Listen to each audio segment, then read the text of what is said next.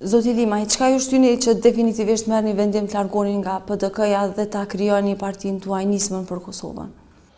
Besoj që tashmë është debati i shtjerrur.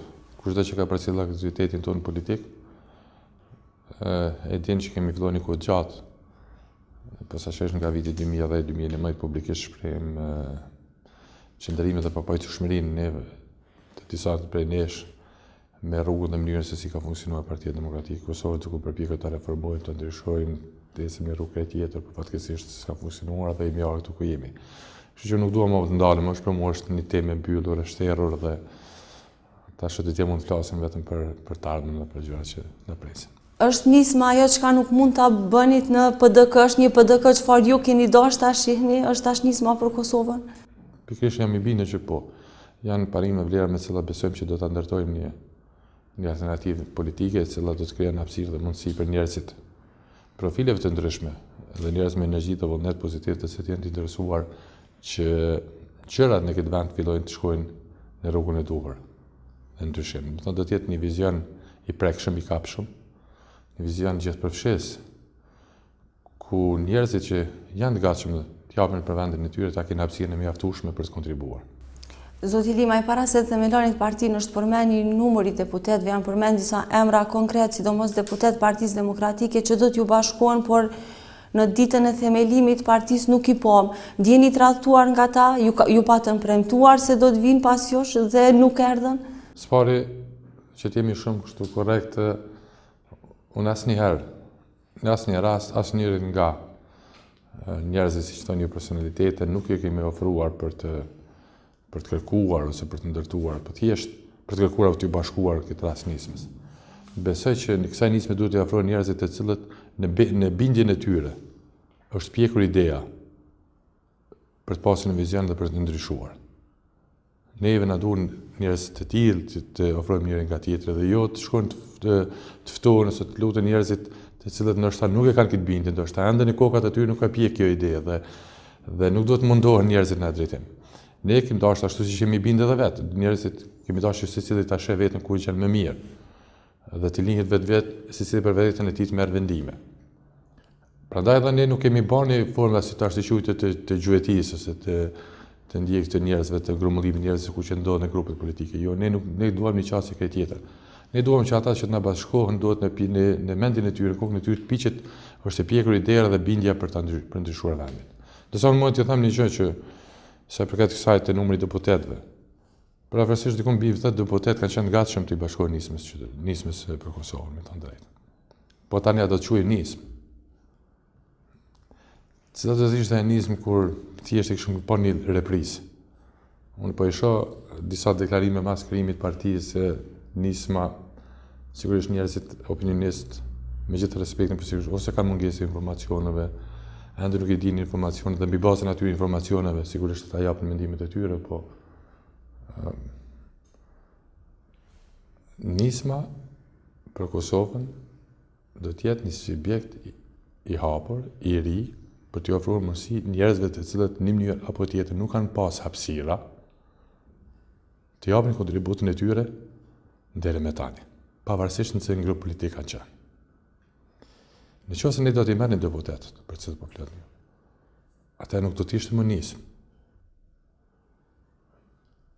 Shpesh kam dëgjuar këto ditë fundit tonë, po s'ka personalitete të njohura, po të shtohet pyetja apo flasim për nismën të re apo flasim për reprizë, për marrjen e disa njerëzve nga një grup në grupin tjetër. Do të thotë ju nuk keni dëshiruar që këta njerëz të keni. Jo, do të thotë ajo që do të thotë ne ka pasur dëshminë më tepër se vetë deputetëve në vend, por unë mendoj që më mirë që kemi vazhduar kështu, sepse ne duam që kjo nismë e re të jetë vërtet e re dhe të shihen nga njerëzit që duhet të bashkohen asaj që ka vend për të bashkuar me nismën e re dhe nuk kemi dashur të bëjmë një lloj reprize të një grupi politik. Ne duam me këtë kuptimin e fjalës të jetë një alternativë re politike për të ofruar njerëz me ide, vizion të ri për të vazhduar aktivitetin e tyre të mirë në Kosovës. Shqeni Parlamenti i Kosovës, unë jam një nga ata që kam thënë që nuk do doja që Kosova të kishte një parlament që ka pasur deri më tani. Ka nevojë për kualitete të reja në Parlamentin e Kosovës. Dhe për ata besoj që pak zgjidhje ka pasur Parlamenti i Kosovës për të ecur më të tjerë. Në këtë mënyrë si kemi dalur ne, është tregimi më i mirë se nisma ka lënë hapësira të mjaftueshme për njerëzit, burrat dhe gratë që janë të interesuar të bashkohen këtij subjekti. Natyrisht që në nismë është një bërtham politike, një nisje e ka kjo nismë. Dhe kjo nisje është zonës me Zotë Krasin që thonë, dhe një grup bashkëpunëtor rreth të cilët e kanë pjekit ide me vitet e tëra dhe jemi arë këtu. Po kjo vetëm bërthama. Dhe kjo nisje duhet filloj nga diku ka filluar nga ky grup, po qysh në start shihet që ka hapësira të mjaftueshme dhe ju do ta shihni ditën në VM se cilat do të jetë nisma për Kosovën. Do të shihni mirë figura dhe personalitete të cilat ndoshta nuk e keni parë, nuk keni mësuar të shihni për ditë në televizion duke bartur funksione të ndryshme, po do të shihni personalitete të cilat kanë çka ofrojnë qytetarit. Nëse ju pritni që nismë për Kosovën të shihni figurat ndonë po, ky është ai që ka qenë djegtuar atje, nuk do t'i shihni. Po ju siguroj që do të shihni personalitete që do të thoni, që ku pas ka qenë. Do të thotë jeni të interesuar të merrni njerëz të cilët kanë bagazh politik ose kanë kaluar nga parti tjera. Jo, ne jemi të interesuar të njerëz aktivist, personalitete që s'kan pas hapësirë dhe mundësi për të dhënë kontributin e tyre në subjektet e tyre, jemi të interesuar me ta së bashku të ecim me këtë nismë. Po natyrisht nuk jemi të interesuar që të bëjmë ajo që zakonisht ka ndodhur në parlament, në subjektet politike të Kosovës, nga një parti në parti tjetër duke bërë shkëmbime të njerëzve. Ashtu nuk besoj që do të quheni nismë e re. Po sido që të jetë,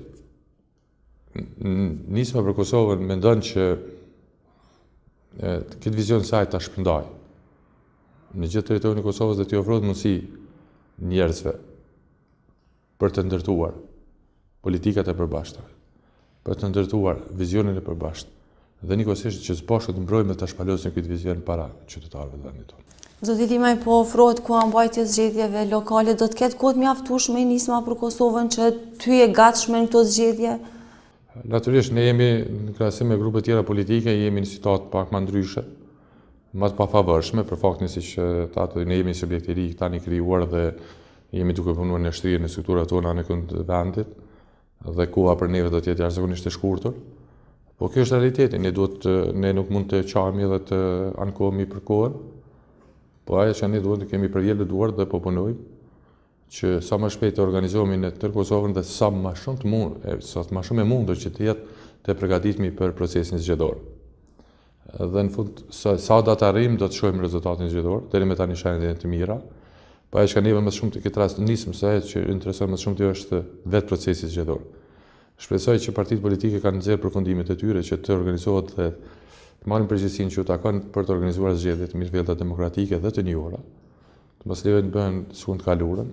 Zgjedhjet lokale ka qenë tregu i mirë, po nuk është i mjaftueshëm. Dhe ne presim që kualiteti i zgjedhjeve në zgjedhjeve nacionale të rritet, të jetë më i lartë se sa ai zgjedhjeve lokale. Zoti Limaj, do t'jeni ju i kandidumi i nismës për kryeministër? Nisma për Kosovën e ka një objektiv para së gjithësh, që të shtrihet, të shpalos vizionin e vet dhe është qytetari i Kosovës, më harroni gjithmonë, vetëm qytetarët e Kosovës janë ata që përcaktojnë se kujt e japin besimin. Ne nuk mund të flasim në emër të tyre.